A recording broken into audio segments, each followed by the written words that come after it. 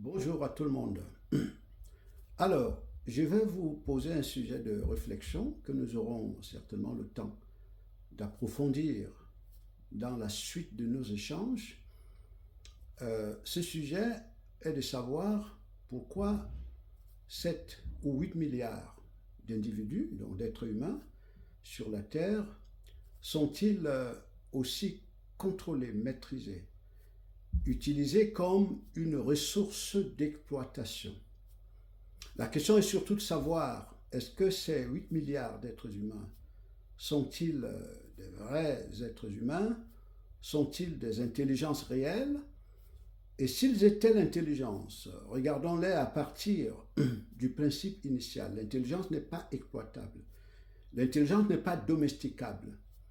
Vous voyez, l'intelligence, on ne peut pas l'assujettir, parce que l'intelligence, par définition, c'est le principe initial, c'est la force initiale, donc l'absolu. C'est elle qui organise, qui régit, et donc c'est elle qui détermine les rôles, en d'autres termes.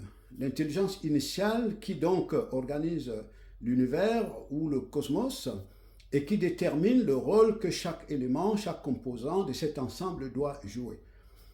Et ces êtres humains, qui sont-ils? Ces 8 milliards d'êtres humains.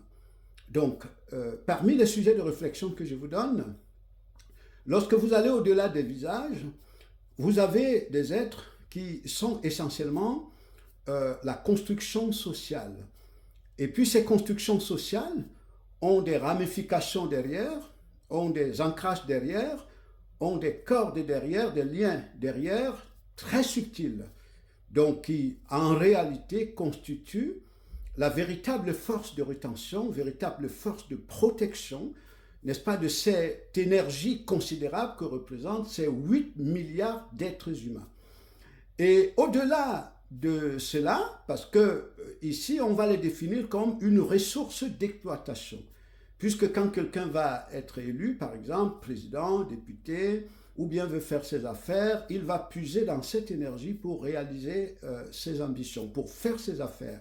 Donc c'est essentiellement une ressource d'exploitation, n'est-ce pas? Donc considérée comme une énergie. Ne voyez pas à partir des visages, mais allez au-delà du visage. La réalité, c'est que c'est une ressource d'exploitation. Ne dit-on pas souvent qu'un pays n'a de richesse que son patrimoine humain? C'est le premier facteur de l'économie réelle, sans lequel on ne peut pas organiser le reste. Voilà. Maintenant, est-ce que ceux qui contrôlent cette énergie, est-ce que parce qu'ils sont puissants? Non, pas du tout.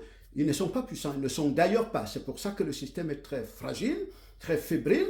C'est pour ça qu'il y a des moyens de contrôle partout, parce qu'effectivement, on sait bien qu'à tout moment, n'est-ce pas, il peut y avoir ébranlement. Donc, ce qui se passe, c'est que au-delà de ces visages, au-delà de ces individus qui pensent vraiment être, alors qu'ils ne sont qu'une ressource d'exploitation, il y a une dimension extrêmement mystique, très intéressante, qui concerne l'inconscient collectif. Je ne parle pas du subconscient dont on parle, n'est-ce pas, en psychologie sociale, mais je parle de l'inconscient collectif. Donc l'inconscient collectif a la même essence.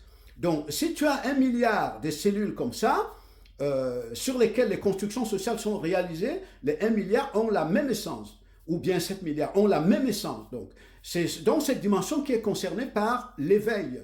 Elle doit s'éveiller dans la prise de conscience de son potentiel divin, parce que sa nature, c'est le divin, ses racines, c'est le divin.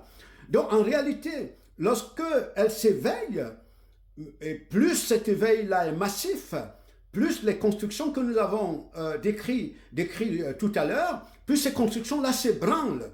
Et donc, les avertis, les initiés, les esprits avertis savent clairement que les constructions ont été réalisées sur cette dimension-là, c'est-à-dire l'inconscient collectif. Et on fait tout pour que cette dimension-là ne s'éveille pas. Si c'était possible qu'elle ne s'éveille, jamais. Donc, il faut endormir.